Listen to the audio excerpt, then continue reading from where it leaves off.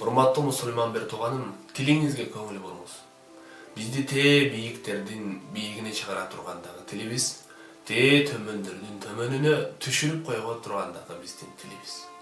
Аллах Тааланын ыраазычылыгына жеткизип, мээримине бөлөп кое тургандагы биздин тилибиз, Аллах Тааланын каарын келтирип, нааразы кылып кое тургандагы биздин тилибиз. Биздин тилибизден качан жакшы сөздөр чыгат? Качан гана биздин жүрөгүбүз оңолгондо тилибиз оңолот.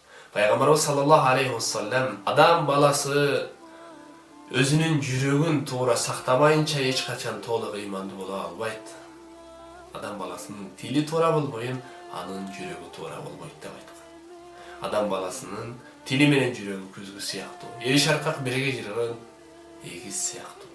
Ошондуктан жүрөгүңүздү таза сактаңыз, тилиңиз таза болот.